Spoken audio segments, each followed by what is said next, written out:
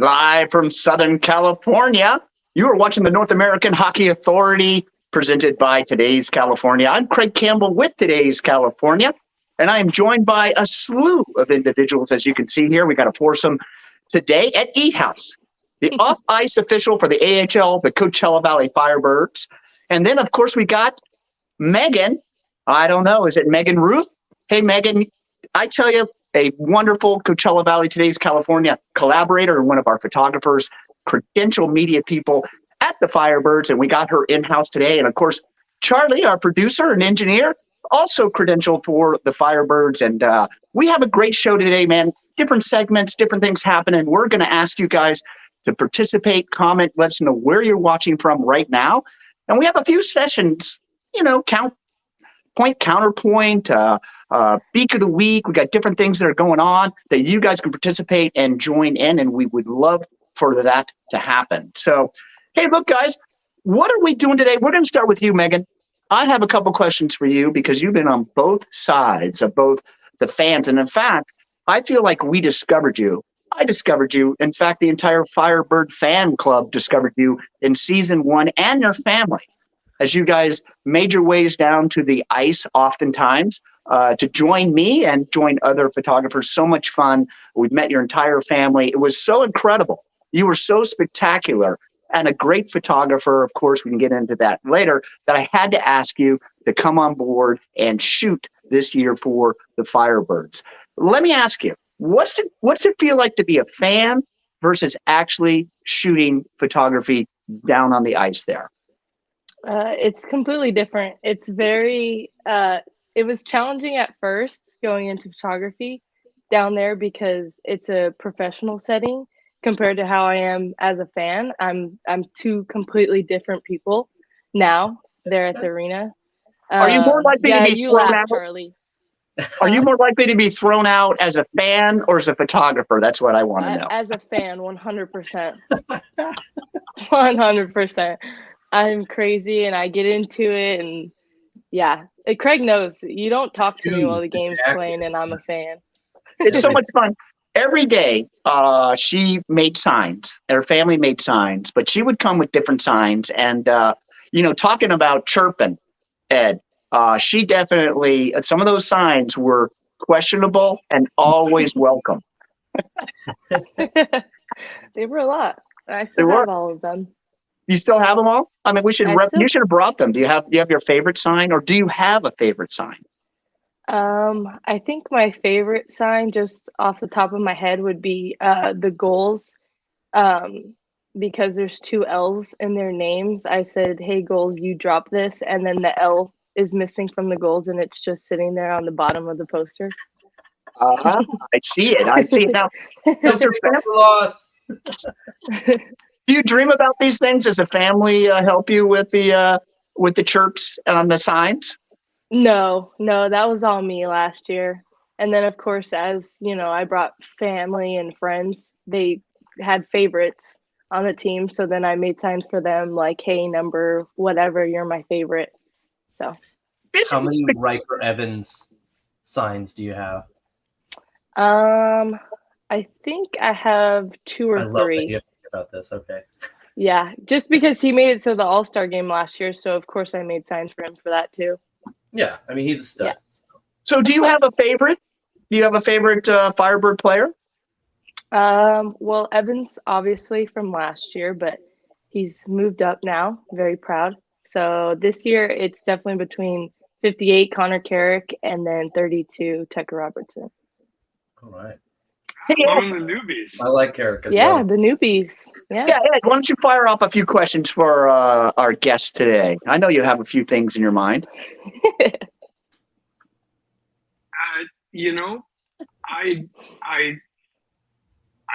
absolutely don't. I'm speechless. This never happens, but I'm. That's true. That's true. Just cut them out. Just make them a black screen. Let's move on. I got questions. He's sad because I didn't make signs for him. I'm so sorry, Ed. Okay. Megan, you obviously, like, last year, everybody knew you in the organization. So coming this year, we were starting out and everybody was high-fiving you, and I'm only just getting there. Have you really enjoyed the transition? Considering you have to be a completely different person, as we talked about before. Yes, of course. I tell all my friends and family that I pinch myself every time I'm down there because it's really a dream come true to shoot for the team. Photography is like a dream for me, and it's always been a hobby, but I never saw it going anywhere. So to be able to experience that and put it on my resume is amazing. So yeah, it's a good transition and it's a good difference. So you're so infectious, Megan, and that's why everybody loved you. You know, not only were you in the stands, but they liked you so much they put you out on the ice a couple of times. You were always participating in the promotional aspects of things, and that's the thing about hockey. You know, not only is it an amazing community and sport, you got the arena there, of course, is circular or oval, so it's a great position. You can so much going on there. You can be down at the ice or up at the top, people partying, having fun, but there's something special about being there on the ice, literally with the camera in hand, and that action, that the ice hitting you in the face through the hole, through all the things that happen, and then the camaraderie of the team to put everything together is spectacular. It's really hard to explain, but one of my favorite experiences. Yeah, I know. I love it. And speaking of hockey, I actually wasn't a fan before the Firebirds. I went to one hockey game years ago, and then when it came here, it just evolved. So that is, there you go. It is crazy. You never how watched much any it's hockey on changed TV my either? life. No, nothing? No, not at all. Yeah. You are Coachella Valley Firebirds #1 fan, inaugural year for sure, and now one of Coachella Valley Firebirds' favorite media people. And I'm so happy you're here, taking a little bit of time from your full-time job because your boss here doesn't pay you enough. And I appreciate you guys joining us. Are you pointing to yourself? I'm so excited. You don't even know how excited we've been waiting for you to come on and join us, just because you're such an important part of our team here at the Coachella Valley Firebirds. Hey guys, let me let you know what you're watching. North American Hockey Authority, presented by Today's California. My name is Craig Campbell.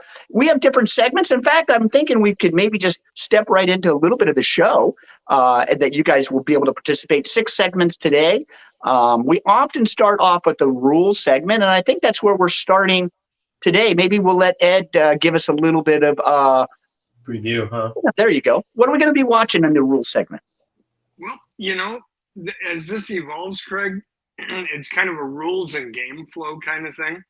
We've gotten through a lot of the basics, rules-wise, through the first 10 episodes. So today is more of a game flow thing, and it's all about set plays. A lot of people are very surprised to learn that hockey teams run set plays, but they run them all the time. And really what's going on the ice is more organized chaos than it is winging it on the fly like most people think it is.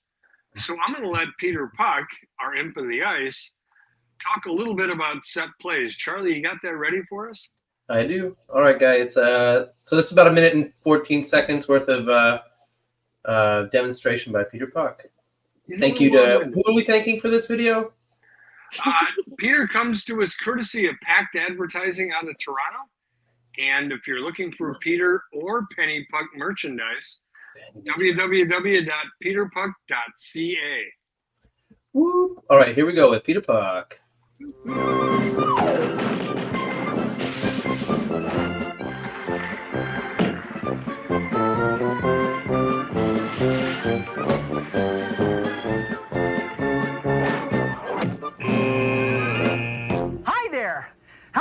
Action, hockey fans.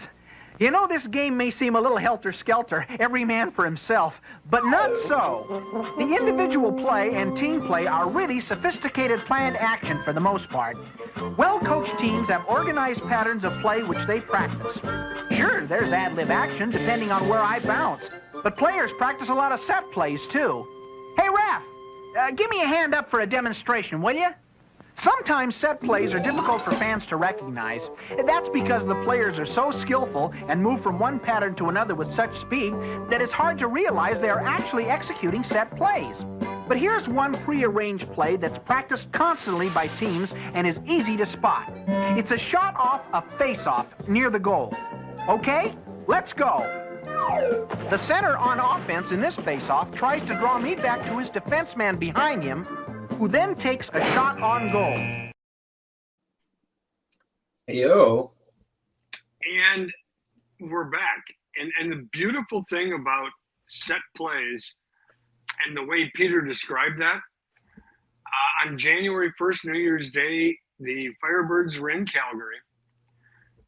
And Shane Wright, you're going to see a clip upcoming. Shane Wright taking a face-off. The Calgary center gets thrown out of the face-off.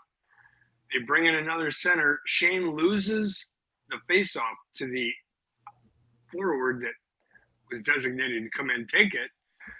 And a goal occurred, because that's what happens when you lose face-offs in your own zone. Hey, and I have a quick question for you about play calling. So, in football, you often see the wrist, the quarterbacks will have the wrist thing, or within the helmets, the plays can be called.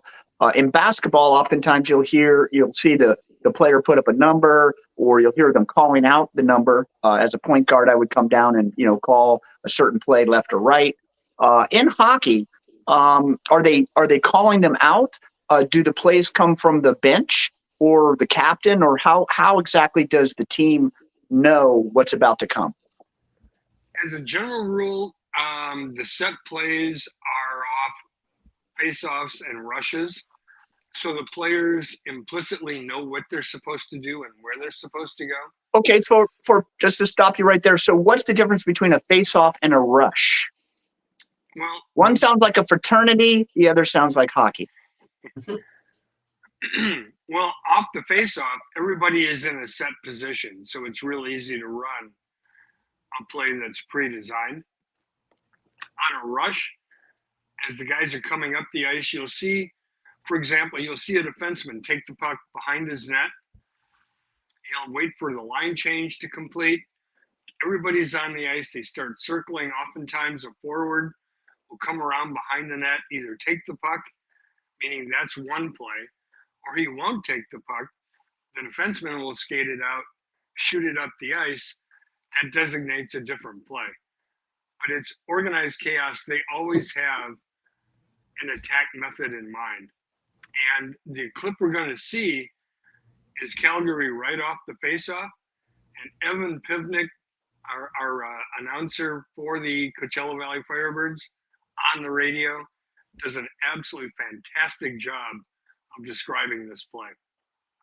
To roll it towards Charlie. Here we go. Firebirds versus Calgary. Right through. Another face-off to the right of Alice Stetzka. Shane Wright, Cole Schwint on the face-off. We'll do it again. Referees tonight, Matthew Minetti is our referee, along with Brody Sutter, Simone Desbian, and Logan Parsons are our lines people. Face-off went for the Wranglers. Kuznetsov shoots. He scores!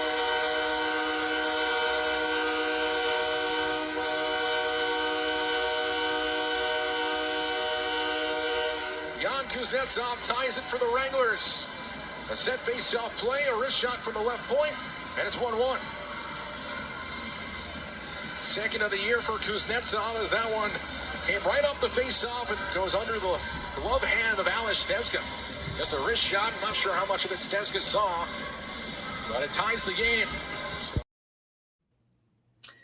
All I could think about was you, Megan, the entire time, chirping on the side from your seats and going after that goalie. Not the goalie, but the other team. Quite a nice piece, wasn't it? I mean, it was quick, fast, and we didn't see it coming. Yeah. What would you have said, Megan? Tell me. Who knows? She would have gone I'm really upset. pictures of it.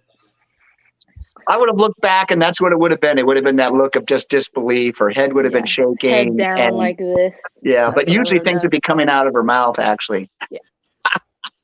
Do you ever get sore when you guys would hit the glass? Does that hurt?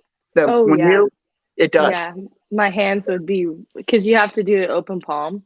Oh, no, you're not allowed. So the fifth is illegal. Oh, I didn't know that. I didn't know there was fan protocol.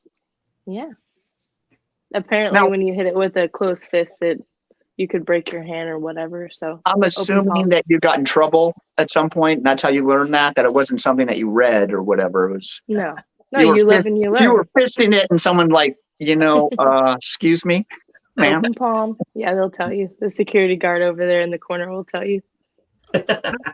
Oh, I love it. It's exciting. It's really cool. Hey, guys, you're watching the North American Hockey Authority. Let me remind you, please put some comments there. Let us know where you're watching from if you have any questions at all.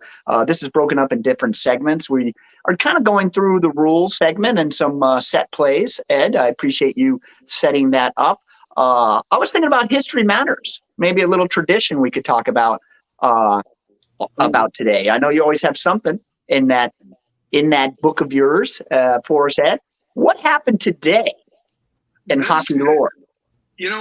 This week in hockey history, I'm going all the way back to the inaugural 1917-1918 season. How do you remember these things? Well, Just kidding. It's part of having wooden teeth. I am that old. This is the point counterpoint we discussed earlier, which, by the way, is coming up. It'll be very exciting. We're going to be talking about wood versus porcelain teeth and which works better. Hey, we just lost Ed on that one. Ed's down. Uh-oh. Ed's down on the History Matters part. And then we have Ed's pet peeve. So we might have to jump all the way into the Firebird section since Ed's out. Yeah. There he's back. Oh, Ed's back. Hey, you know what? History Despite Matters. the fact that I was on Do Not Disturb. Oh. Despite the fact I was on Do Not Disturb, the phone call still came in. Well, it's good you still have work. And that's so. History Matters, man. Yeah, Tell me what's going on today. We were talking about the inaugural 1917-1918 season of the NHL, the first year of pro hockey in North America. And at the beginning of the season, if you can believe it, the goaltender was not allowed to leave his feet to cover a puck. And if he left his skates and went onto the ice, it was a 2-minute penalty for delay of game. So I'm going to stop us for I'm sorry, just something that popped in my mind. So last week we showed the goalie making a goal, and he bunny hopped 3 times. Now, would that have been a penalty in the old days to bunny hop in excitement? You remember he was jumping up and down after scoring? That was after the play ended. So yeah, would that have been a penalty? As long as he was on his feet, it would have been fine. But yeah, it was a 2-minute delay a game if a goaltender left his feet to smother or cover a puck. This week in the NHL in 1918, it only took 3 months for the NHL to rescind that rule and allow goaltenders to actually cover the puck for a whistle. The cool thing about that is the NHL realized it was taking goaltenders out of their element, and goals went from 12.2 per game all the way down to 8.9 goals per game, a savings of almost 3.5 goals a game, just by changing the rules and allowing goalies to do what they do, which is flop on the ice like a turtle, which is an old Howie Meeker saying from Hockey Night in Canada. How many goals on average is there in an NHL game? I would guess the current average to be 4.5 to 5.5. But really, that's higher than I would have expected. At this point. But to go from 12-12 down to 4, quite a difference in just hockey play, athleticism, and everything else in the game. Got to be a very difficult position, Ed. I know you know a lot about it. You're out there, you're exposed, you're mentally, so many things going on. Pretty amazing to watch Joey Decor, our ex-Coachella Valley Firebird player, playing in the NHL. I know we have some stats. In fact, I'm digressing a bit, but you shared a little bit of information about where Joey's at right now in stats and saves. Tell us a little bit about it. Yeah, actually, I was looking at the NHL goalie rankings this morning, and after last night's Kraken win over Buffalo 5-2, Joey's save percentage puts him tied for number 3 among all NHL goaltenders. So there's a huge push. Yeah, no, great for Joey, and you know, it's so nice and fulfilling to see the kids we raised, right, Megan? The kids we watched last year blossoming into not only starters, but actually stars. Yeah. And with the NHL All-Star game coming up, there's a huge push in Seattle to get Joey onto this year's All-Star team for the All-Star game in February. Hey, speaking of All-Star, guess who's got the AHL All-Star game this year? Well, it's actually next year. Next year. That's true. That's true. I'm sorry. Yeah, actually next year. But it's pretty exciting. Acrisure getting the classic All-Star AHL. You know, we've been on TV quite a bit here. Our Acrisure Arena, of course, it's brand new, just built out here, $400 million privately built arena out here, which is what the Firebirds have a chance exactly to play in. If you've never been there, most incredible stadium around, both for music and all kinds of things. Pretty exciting for us to have out here. You know, a lot of neat things out here in the Coachella Valley. And of course, this is the North American Hockey Authority presented by today'scalifornia.com. So I don't mean to interrupt what we were discussing or talking. I know we've gotten through a little bit of history. Hey, Ed, are you feeling a little bit peevy, or do you want to get into some beaks and chirps? You know, the beak of the week this week is absolutely fantastic, because we've talked in the past about how do referees control a game when everybody on the ice is being an asshole. And then there's no other way to describe it. Sorry for my language, folks. But when you've got 10 players on the ice all being absolute literal jerks and not listening to the instructions given by the referees running the game, sometimes they have to take matters into their own hands. And in this particular case, sometimes the best way is to just get them all off the ice. And Charlie, you want to roll that clip for us to see exactly how an NHL referee handles this situation? Well, we're actually going to be able to watch this one as we've done before. So here we go. We are adding our video to the screen. Oh, there we go. Play it. We'll be able to watch it and comment. You're going to get a penalty number 7 has 2 minutes for goaltender interference, 2 minutes for roughing. Florida, number 12, has 2 minutes for roughing, and then every player on the ice has a 10-minute misconduct.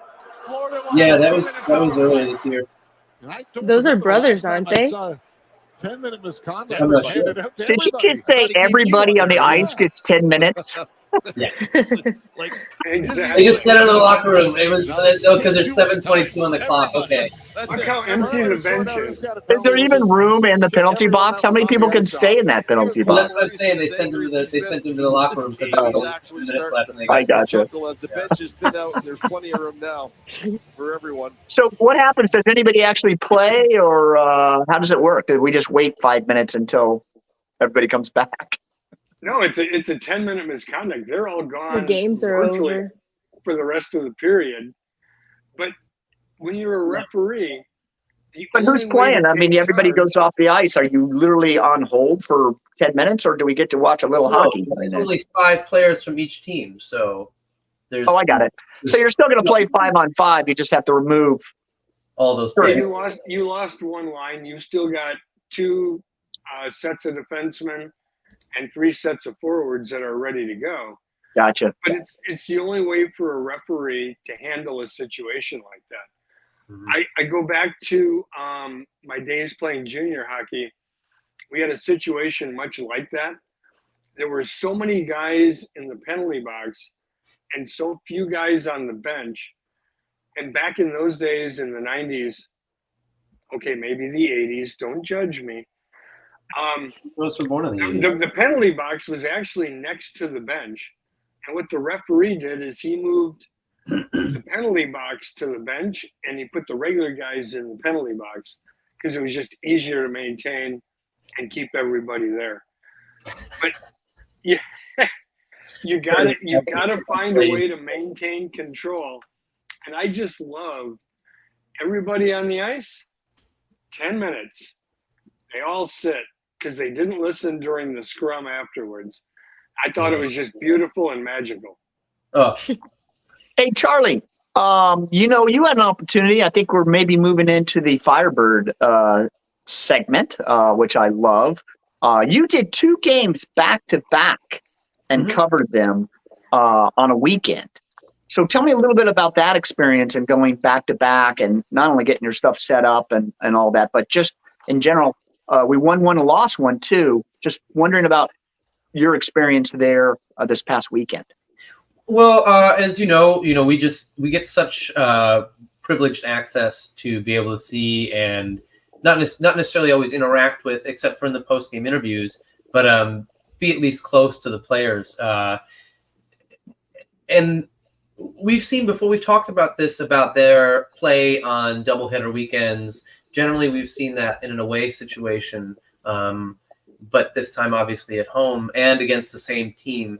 The Abbotsford Canucks. And the Abbotsford Canucks had, I think, also been traveling up until that point. So the Saturday game was great. I mean, they were electric. They seemed to be really doing well. And the cohesion was reminiscent of what we saw, about this time last year when, all the players' abilities really started to coalesce and they were really scoring a lot. And that was wonderful. But Sunday, obviously, there was a fire lit under Abbotsford.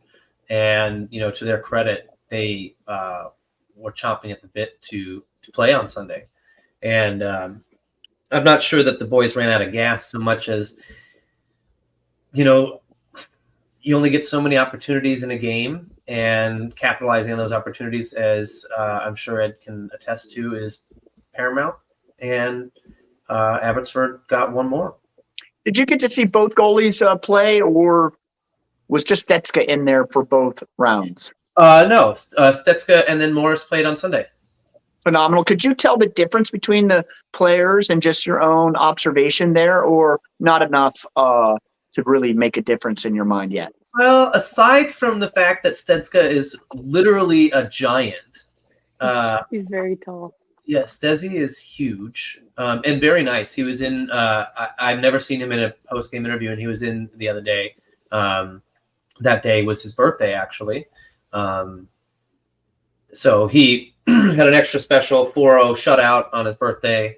But other than their physical presence and size, I think that we see the system that the goalies are running for the Kraken. And Ed was, kind of talking about this earlier before we went live. Their aggressive nature is, really present in all of their play. And that was definitely true when you saw the shutout on Sunday. Kale came first shootout shot from the Abbotsford Canucks. Morris was right on top of it, way out there. And it's just a style that we're seeing those coaches must be running. Otherwise, no, their play is different insofar as they're different human beings. So, yeah, you can kind of tell. And what about that for the Firebird segment? Do we have any highlights or other things that we want to bring up about the games and things that have been going on? Open to the panel. We had the 4-0 win on Saturday night. Alex Stezka's birthday. He throws a shutout, and as big as he is at 6'4", the Abbotsford goaltender Tolopilo from Belarus. This guy is 6'6", 229. Jesus, what a huge goaltender! I mean, it's a lot of human. He filled Covers up the whole net. He filled up the bulk of the net. I challenge all of you to Google Amstel Light hockey commercial. You'll see a commercial from 20 years ago about a goaltender that filled up the whole net. It's funny as all get out. I always thought about that as a kid. Why not just get the biggest human there, put the pads on, and stick them literally into the net where there's no space, and you would be a Hall of Famer. Yeah, maybe we'll show that commercial next week. In other results from the weekend, so we 4-0 win on Saturday. Overtime shootout loss on Sunday. We'll get into the shootout portion during point counterpoint, which is coming right up. We're going to discuss whether shootouts should really be a part of the game. Right up after we talk about the fact that Riker Evans, woohoo, back up with Seattle. Seattle's on a 6-game Eastern road trip right now. They pulled a 5-2 win against Buffalo last night. They've still never lost to the Buffalo Sabres. They're 5-0. Joey Decord, number 1 star of the game. And we talked about Joey Decord and his save percentage. There's a big push in Seattle, and I think there should be down here too, to vote Joey onto the NHL All-Star game this year. Wouldn't that be just incredible to see Joey? It would be, and it's possible. If everybody goes to NHL.com/vote, you can actually vote for Joey. Charlie's doing it now. Yeah, I'm sorry. You didn't tell me about that before. Here, I got it. I'll put that up. So NHL.com/vote. You have to register for the NHL site, but you're allowed 10 ballots per day, folks, every day. And the Seattle people have climbed all over this. They're trying to get Matty Beniers, Gordy, thank you, social media, onto the All-Star team for this year. And I personally, I think it's a little early for Joey. No disrespect intended, but heck, if the fans can make it happen, get your voice out there and be heard, my friends. NHL.com/vote. It's the will of the people. It's the will of the people. Oh my gosh. Stranger things have happened. North American Hockey Authority, the will of the people. Sounds like things are changing here, but we're still talking about hockey, and we're still talking about the Firebird segment. Firebirds have been, having a little bit of a hard time at home, playing better away. Of course, goalie play, as it improves, our team seems to get better. It does seem like the goalies have such a big play and part of, especially momentum early and saves and things like that, or whether you're getting behind and, playing from behind. So, of course, Joey was such a big factor in us having such great success last year in Calder Cup. We're so excited for him up at the Kraken, and he seems to be making a big difference up there. And I say we see him in the All-Star game. That's what I said. Number 3 in the NHL, folks. Number 3. Pretty cool. Hey, to the top has been incredible. Are we at point counterpoint since we're talking about shootouts? Should we just move right into it? We are. And what a great segue, because I've been talking about this for ages. Shootouts are the worst possible way to end an overtime game. But how do you feel about it, Ed? I want to know how you feel about it, though.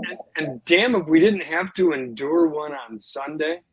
And boy, I got to tell you, we looked unprepared. It was one thing that Morris in the net was just totally lost on all 3 attempts on him. We used Captain Max, Coland, and Podorowski, aka Pork Chop, on our 3 shots during the shootout. Potsy. Potsy. Yes, and we went 0 for 3 on our shots. And I try to be constructive here. So the only word I can use to describe our shootout attempts on their goaltender is anemic. It was almost embarrassing. Like, oh my God, maybe we forgot to work on this during practice. And I know during practices, guys do breakaways and shootouts all the time, but it was an abysmal showing. Let's just say that. So you don't like, so the point counterpoint isn't so much that the shootout should not be a part of the overtime part of the game, but the fact that the Firebirds are just not good at it right now. No, actually, my point is shootout's a horrible way to end the game. And the fact that we sucked this weekend is just an added benefit to help prove my point. All right, well, let's help the fans understand a little bit more, like in your mind, why do you think that shootouts in general, many would tell you it's very exciting, kind of comes down to the end. It's, hockey's long, both with, the Zamboni, the breaks and everything else. Then you have overtime 3-on-3, and then you get into the shootout. Some would say it's a great way to finish because otherwise you could be there all day long, but you don't like it. I'm just wondering, what don't you like about it? Okay, to start with, hockey is a team sport. Mm-hmm. The shootout is anything but team. Yeah. I want that goal scored team versus team, like men in the playoffs. But for an hour and 5 minutes, it's just a point counterpoint, or over an hour, they've been doing that and they haven't been able to settle it. So it maybe makes sense to break it down or turn it into a one component aspect, maybe shooter versus goalie, just to end the match or the game. I get that. But the reason they went to 3-on-3 versus 5-on-5 for the shootout is that generally generates a goal in the first 5 minutes. And I'm here to say, if 5 minutes of 3-on-3 doesn't work, let's go 5 minutes of 2-on-2 and still score the goals like men playing hockey. No airbags here. We die like men. Oh, and we don't go to that wimpy shootout crap. What do you think, Megan? Do you like the shootout as a fan? No, and you don't say OT or overtime at all anywhere near that point because it's bad luck. But no, I'm not a fan, and I do agree with him. It was rough to watch. I'm defensive zone where I sit, so I watched how far Kale got out of his net, and I think it was way too far. He should have learned the first time to not go out as far because he just left so much room for the player to come in and shoot. So it was rough, but I'm not a fan of shootouts, no. What do you think, Charlie? I also agree. As you see, I've written, undemocratic, and I think that it comes to that point of, it is a team sport, and I understand that, people have lives, and you shouldn't have to go 3 overtimes. But when you bring it down to a shootout, it is individual skill against individual skill, and the goalie bears an inordinate onus in that situation. Which is probably also unique to, Ed's perspective on this, because when you're put in that position, you're saving the 3 or 5 shots. It's not, one person. It's not the way it is when you're a forward taking shootout shots. So it has a place in the game. But as you see in playoffs, they don't do that for a reason. So a couple things, the shootout seems to happen so quick, obviously. That's the one reason that I don't necessarily like it is, there's so much tension building and it could just be over in half a second, and if you lose, it's misery, it's horrible. And if you win, you barely even saw the goal shot. It's very hard to kind of get in to it at that point. I also think from an overtime perspective, why not play both ways? Right, you play that first segment in one direction, but in all fairness, we should at least play a second one to even it out, in my mind. Then maybe you could think about going to shootouts just to get people home. Megan, you were going to say something? Yes. My boss's husband just walked up to me to inform me that I believe Evans has been selected to play in the All-Star game this year. No way. your boss. Phenomenal. Congratulations. I wish we're going to have to get an applause button. You know that, Charlie? Right? Oh, you know what? We're going to have to get some. There we go. There we go. We'll just do it. Possibly. No, Congratulations. I'm trying to pull it up and double check. You know, don't you just love it when the boss is involved? We should bring the boss on to the next show, and that way we just have you on every show. Yeah. Right? That's fantastic. Well, you know, it's so great to have Megan. an added face on He this. has. I don't think I can Megan. turn my camera around, but Throw us a shout out as to where you're working so your boss gets and the business get recognition. yeah, I work at a design studio. It's called Fitzwell Interiors. So there we you do go. everything here. Hey guys, Chemistry, El design, Paseo, all of right? it. No, we're off of Cook. there you go. Okay. So, anyways, Craig, everybody, I would like to thank you, but I do have to go. So. Oh, well, you know, we're about to finish the last segment. We appreciate you joining us. Perfect. Thank you from your boss for letting us have you. And you know what? We're going to see you down there on the ice rink soon. And we love you, Megan. Of course, You're the love you best. guys too. Thank you so much. Thanks for joining us. Bye. Bye. Thanks for joining. Hey guys, we're not going anywhere. We're about to end our last segment. We are the North American Hockey Authority. Craig Campbell for today's California.com, here with Ed Heathouse, our off-ice official for the AHL Coachella Valley Firebirds, and Charlie down in the lower box, our producer and engineer for today. Also a credentialed media for the Firebirds, representing the Coachella Valley Media Group. So what a great crew. So much fun to have Megan. I really loved it. And you know what, Ed, it kind of leaves you with the peeve of the week. I mean, we could just finish with whatever's on your mind. So before I get totally into the peeve of the week, my friends, I need to give a shout out to my national champion, University of Michigan Wolverines, who Can we beat mute him? Washington in the Yeah. national championship game on Monday night. Hey, I have a mute button. If you guys want to know why the show notes were late and the show prep was late, I was a little busy celebrating on Monday night. So, wait. Since you have a shout out, we might as well just get all the shout outs out before you give us your Ed's peeve of the week.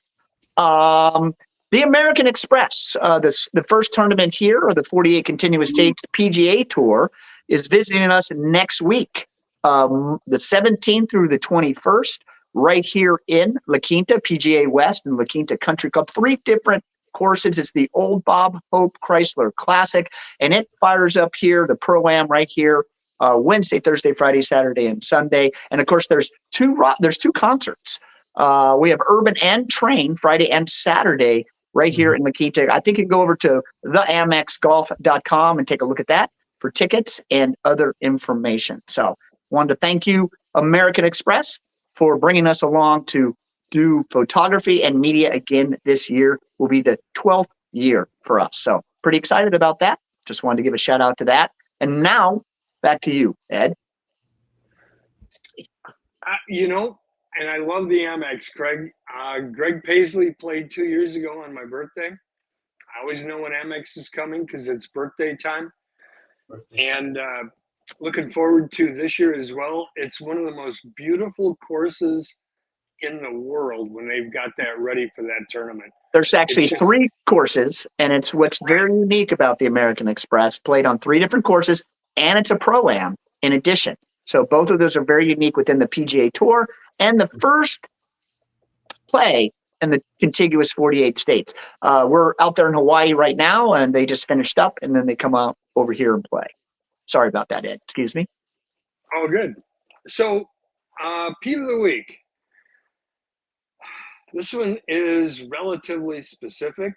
I think that when you've tried something new and it doesn't work, it's okay to jettison the idea and move on, as opposed to continuing to beat your head against a brick wall. But back in at the beginning of the season, October, November, the Firebirds announced that on Sunday games, they would wear their red Sunday Fun Day alternate jerseys. Do we have a shot of those by chance? Give me a second. Give me a second. I'll come up with one for you. So I applaud the team for coming up with a third jersey, and it's a gorgeous design. The logo's a little small for my liking, but it's okay. The front of the jersey is a palm tree with 9 fronds on it, representing the 9 cities that make up the Coachella Valley. And the sentiment is awesome. That version of the logo appears as a shoulder patch on the regular jerseys. Mm-hmm. But at this point in time, in January of 2024, we have yet to win a game wearing those red jerseys on Sunday. I don't know about anybody else. I'm done with them. And here's the deal.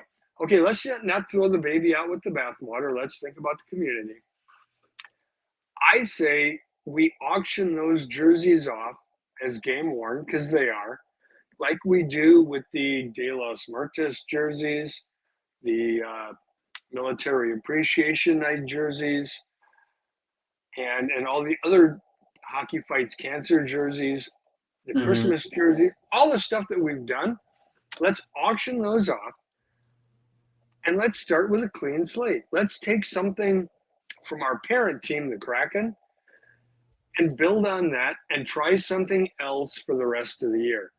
Because Sunday Fun Day red jerseys, no bueno, my friends. 0 for this entire season.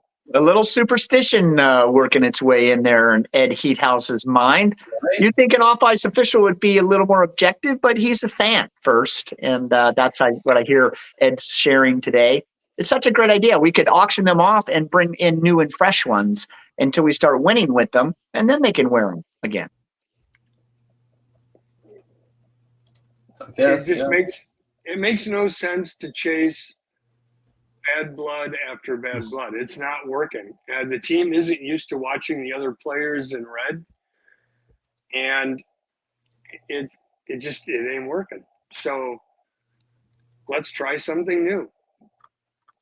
Hey guys, been a wonderful Wednesday. You're watching North American Hockey Authority. I've had a great time today. It's been very unique. Of course, we had Megan join us a little bit earlier. Megan Ruth, you can go see her at Instagram, Megan Ruth Photography. Take a look at a bit of some of her work and some of the work that she's done for us, for the Coachella Valley Media Group. Charlie down below, appreciate you, Charlie, all the hard work and getting us going and getting us set up as always. And just go ahead, please. No, I just said, of course. Oh. It's my pleasure. And also, I have a picture of these red jerseys. It's just uploading right now. Okay.